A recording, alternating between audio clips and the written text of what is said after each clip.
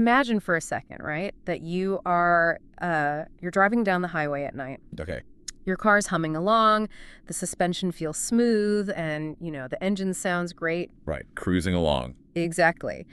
But behind the dashboard, deep inside the steering column, the actual physical wire connecting your fuel sensor to the fuel gauge it's completely snapped. Oh, no. Yeah.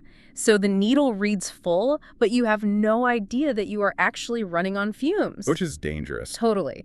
Because the engine itself is mechanically flawless. But because the central computer, the driver, basically, is completely blind to what's happening under the hood, a catastrophic breakdown on the side of the road is, well, it's practically guaranteed. Yeah. I mean, it's a terrifying scenario to be in. You are operating with totally incomplete data. Right. You're assuming everything is fine right up until the exact moment the engine just sputters and dies. And welcome to the deep dive. Because today we are going to explore how that exact same scenario, that snapped dashboard wire, might actually be playing out inside your own body right now. It's pretty wild to think about. It is wild. You sent us this massive, fascinating stack of research to look into for you today, including a genuinely mind-bending study published in the journal Nature. Yeah, conducted by a team of researchers at Stanford University. Right, Stanford.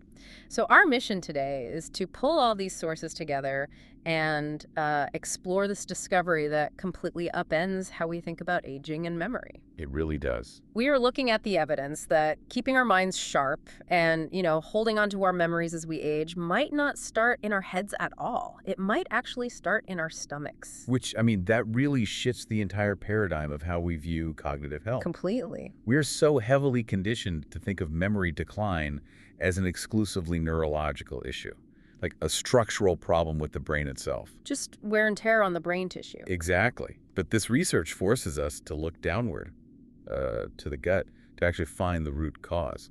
Okay, let's unpack this. Because before we get into how the memory breaks down, we need to understand how the system is supposed to work in the first place. Makes sense. Establish a baseline. Yeah. What exactly is this biological wire connecting our brain's dashboard to the rest of our body? Well, we call it the gut-brain axis. The gut-brain axis. Yeah. You'll often hear the digestive system casually referred to as the second brain. Right, I've heard that, like having a gut feeling. Exactly. Yeah. But it is not just a cute metaphor. It is a biological reality. Your gut is directly physically connected to your brain. Physically connected. Yes. And the main superhighway for this connection is called the vagus nerve. The vagus nerve. Right. It's this massive wandering bundle of nerve fibers that it snakes all the way from your brainstem down through your chest and literally wraps around your abdominal organs. Wow. So it's quite literally a physical cable plugging the stomach right into the brain. It is. Yeah. But it's not just a one-way street, just sending electrical zaps down to the stomach. It is a continuous bidirectional feedback loop. Yeah.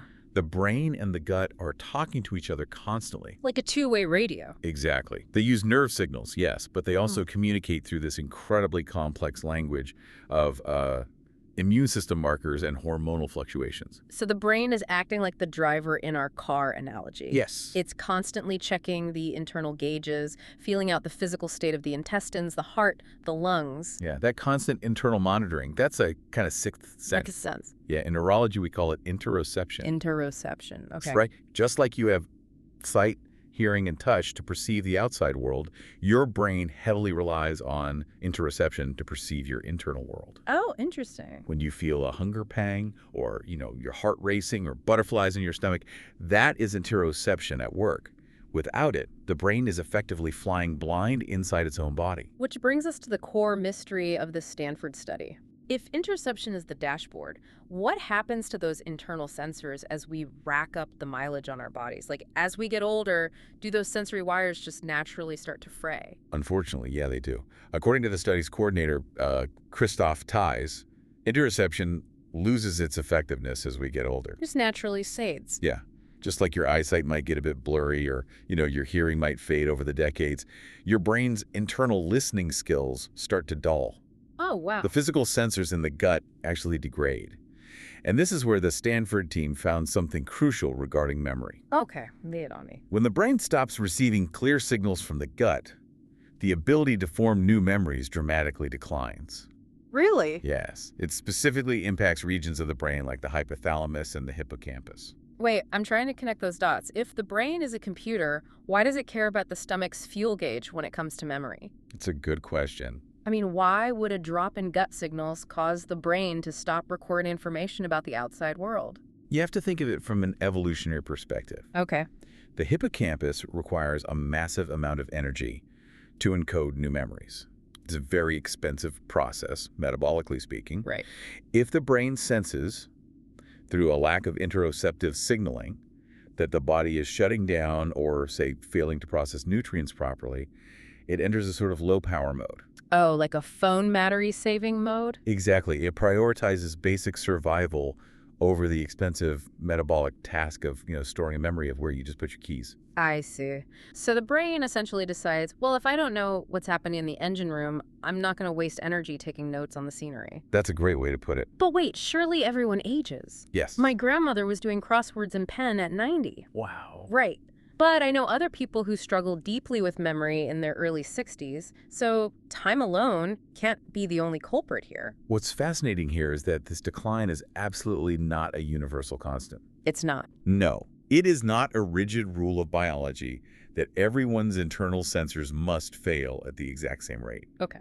If it were just the steady, inevitable march of time wearing down the brain tissue, we would expect a much more uniform decline across the entire human population. That makes sense. That massive variation, the huge discrepancy in how we age cognitively, that pointed the Stanford researchers away from the brain itself and directly towards something highly individualized. Which is what? They pointed toward our gut microbiota. Oh, the trillions of bacteria living inside it. Exactly. Because my gut bacteria are completely different from yours, depending on what we eat, where we live, our medical history. Totally different. The collection of microbial populations inhabiting your digestive tract changes wildly over your lifespan and varies massively from person to person. So they thought the bacteria were responsible. The researchers suspected that the secret to this failing interoception, the actual physical snapping of that dashboard wire, was hiding somewhere in that unique microbiome. Okay, so to prove that this memory loss wasn't just the unstoppable ticking clock of old age, but rather a specific issue with these gut bugs, the scientists set up what has to be one of the strangest experiments in the literature. It really is bizarre. Right. They took old mice who were already exhibiting severe age-related memory decline and young, sharp mice, and they housed them together in the exact same environment for a full month. Yeah, it's an elegant way to isolate the variable, though. Because they're sharing the same space. Exactly. Mice, living in close quarters, interact heavily with their environment and with each other. And that naturally includes, well, exposure to each other's waste. Gross, but effective. Very. Over the course of that month, their microbiota thoroughly mixed. The young mice were effectively colonized by the gut bacteria of the old mice. Wait, what exactly happened to the young mice once they were exposed to the older microbiome? Well, it happened surprisingly fast. Yep. Yeah. By the end of that single month, the results were stark. The young mice, with young, perfectly healthy brain tissue, began to develop the exact same memory deficits as the old mice. You're kidding! No. When researchers put them through cognitive stress tests, these previously sharp young mice suddenly failed. Failed how? They couldn't navigate spatial mazes they normally would have breezed right through. They failed to recognize objects they had previously encountered. Wow. Their memory just dropped off a cliff. Just from swapping out the bacteria. That is incredibly hard to wrap your head around. It is. And to make sure this wasn't just a fluke, the researchers ran a rigorous control group. What did they do? They took older mice, but they raised them from birth in entirely sterile environments. Oh, so no bacteria at all. Zero microbial contamination, which meant they experienced no age-related shift in their gut flora. And what happened to their memories? Those older, sterile mice retained spatial memory and object recognition skills that were virtually identical to young mice. Here's where it gets really interesting. Yeah. They proved that age-related cognitive decline, at least in this specific context, is practically transmissible. Exactly. Transmissible. It's not necessarily an inherent unstoppable flaw in the brain tissue breaking down over time. Yeah. It's a gut-level issue. Yeah. If you acquire the wrong gut bugs, your memory fails. If you keep those bugs at bay, your brain's hardware basically stays intact. It completely redefines the origin point of the problem. It shifts the blame from the hardware of the brain to essentially the software running in the gut. Okay, but knowing that the gut bugs cause memory loss is only half the battle. Yeah. I need to know how they are doing it. The mechanism. Right. What is the actual physical mechanism here? How does a microscopic bug sitting in my intestine make me forget where I parked my car at the grocery store? To understand that, we have to introduce the main culprit identified in the study. Okay, who's the bad guy? As we advance in age, the composition of our microbiome shifts dramatically. Certain native helpful bacteria die off, and others sort of take over the real estate. The researchers identified one specific bacterial species that goes into absolute overdrive as we get older. It's called Parabacteroides goldsteini. Parabacteroides goldsteini. Okay, I'm trying to picture this. It's a bit like an invasive weed taking over a garden, right? That's a good analogy. Or like a highly polluting factory moving into a small town.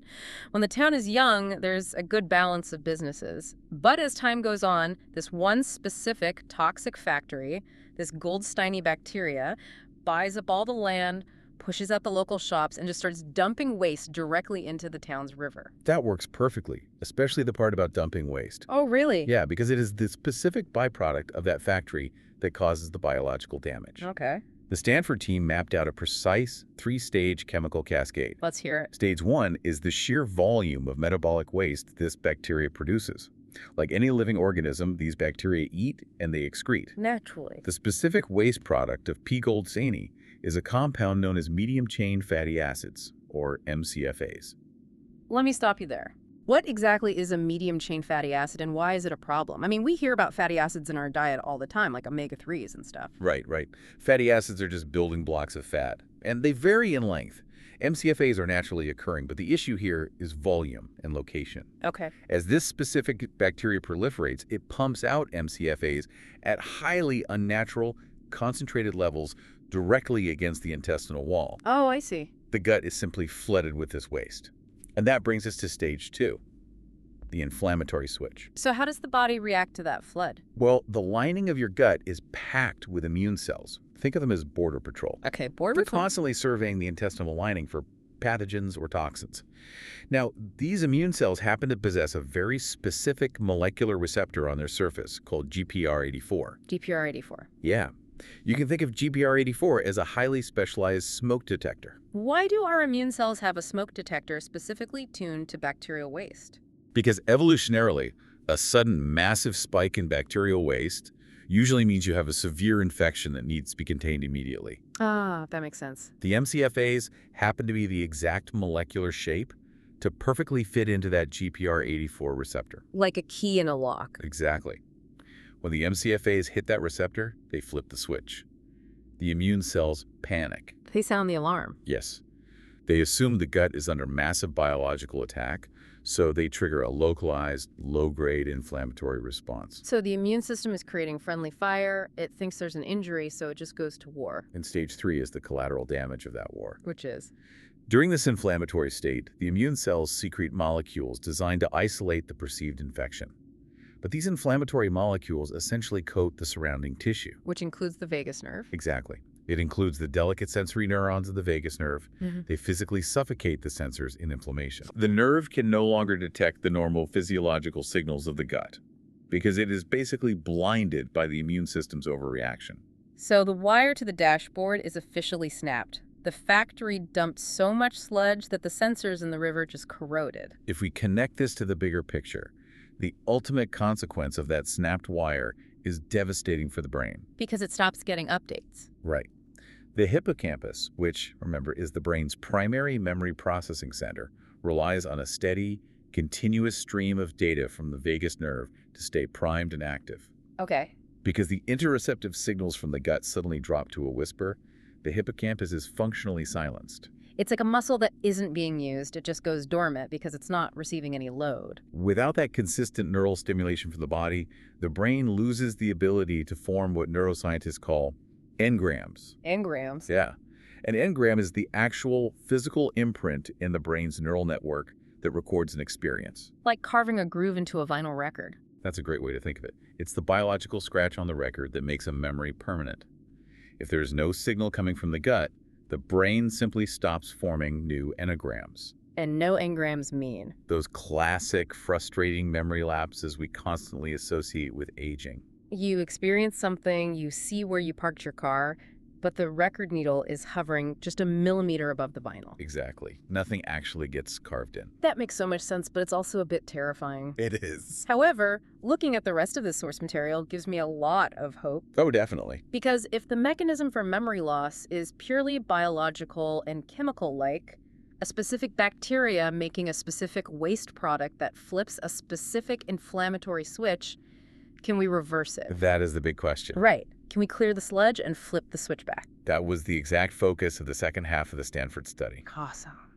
If this isn't a one-way street of abstract aging, they wanted to see if they could reactivate that blinded vagus nerve in elderly mice. And actually restore their spatial memory to youthful levels. Yes. And according to the data, they did, which is incredible. Truly groundbreaking. And the interventions they used to pull this off are fascinating. The first one they tested was capsaicin. The exact same organic molecule that makes chili pepper spicy. I just love the idea that the cure for forgetting your anniversary might just be eating a really intense plate of jalapenos. It's pretty funny. But mechanically, how does spicy food fix a broken nerve? Well, capsaicin is a profound irritant. Obviously. And it's a powerful stimulant for nerve endings, which is exactly why it physically burns your tongue. Uh-huh. In the context of this experiment, introducing capsaicin to the gut provided such a massive sensory jolt that it effectively overpowered the inflammatory blockade. Oh, wow. It functioned like a defibrillator for the vagus nerve. Clear. Yeah, exactly. It forced the nerve to fire massive signals up to the brain, which immediately woke up that dormant hippocampus. So it's literally banging on the dashboard until the fuel gauge needle jumps back to life? Pretty much. Okay, so brute forcing the nerve with spicy peppers was one intervention. But the researchers also used a class of molecules called GLP-1 receptor agonists. They did. Now, let's pause on that. Because for anyone paying attention to the news or pop culture over the last 2 years, that should ring a massive bell. Oh, absolutely. That is the exact same class of drugs as Ozempic. It is. GLP-1 agonists are molecules designed to mimic natural gut hormones. Okay. They have profound effects on metabolism, digestion, and signaling fullness to the brain, which is, why we are seeing them totally dominate the weight loss world right now. But how does a weight loss drug help a mouse remember a maze? Because GLP-1 doesn't just signal fullness, it also acts as an anti-inflammatory modulator along that gut-brain axis. Ah, so it calms things down. Right. By administering these GLP-1 agonists, the researchers were able to artificially smooth out the hormonal communication that the bacterial waste had disrupted. Oh, that's clever. It reduced the localized inflammation and allowed the vagus nerve to start transmitting clear signals to the hippocampus again. That is a staggering detail. Isn't it? The idea that a drug half the country is currently taking to lose weight might have this backdoor mechanism for actively fighting cognitive decline. It's wild. It makes you wonder what secondary effects we are going to discover about these drugs over the next decade. We're just scratching the surface. But the scientists didn't stop there. No, they didn't. If the root cause of the memory loss is that toxic factory, the parabacteroids Goldsteiny, why not just demolish the factory? They explored that approach as well. Technically, administering broad-spectrum antibiotics would easily wipe out the problematic bacteria. Should clear it all out. But the researchers quickly noted that antibiotics are way too destructive. It's like carpet bombing an entire city just to take out one bad factory. Right. You destroy the native healthy microbiome in the process, which causes severe digestive and immune issues down the line. You kill the bad bacteria, but you salt the earth so nothing beneficial can ever grow back. Exactly. So instead of antibiotics, they looked at bacteriophages. Bacteriophages. Yes. These are specialized viruses that naturally prey on bacteria. Hold on, viruses. Yeah. Usually when we talk about viruses, we think of them as the bad guys causing diseases. Right. Why are we using viruses to cure the gut? It sounds counterintuitive, I know. But bacteriophages are incredibly precise. Precise. Unlike a broad-spectrum antibiotic, a bacteriophage acts like sniper fire. Oh. It can be isolated and engineered to selectively hunt down and attack only the harmful P. Goldsteiny bacteria. That's amazing. It ignores everything else, leaving the rest of the native, healthy microbiome completely untouched and, allowed to flourish. A microscopic viral sniper taking out the specific bacteria, stealing your memory. The mechanics of that are unbelievable. It is a brilliantly targeted approach. But this raises an important question, and we have to be very careful not to get ahead of ourselves here. Right, the reality check. Everything we are discussing today, the maze test, the capsaicin, the bacteriophages, this was all observed in mice. Ah, the eternal caveat of medical science. Mice aren't humans. We have to acknowledge it. Now, there are very strong physiological indications that a mechanism similar to this exists in humans. Because we have the same hardware. Exactly. We share the exact same vagus nerve structure, we have similar immune cell receptors, and we host many of the same bacterial families in our guts. So it's promising. Highly promising. Okay. But translating a viral bacteriophage treatment into a safe, reliable, FDA-approved human application is incredibly complex. Right. Clinical trials are still a very long way off.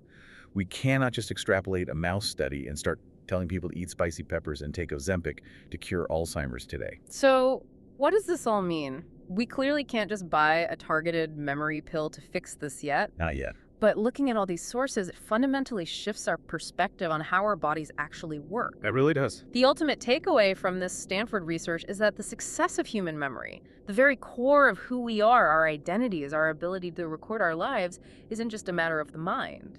The brain cannot operate in a vacuum.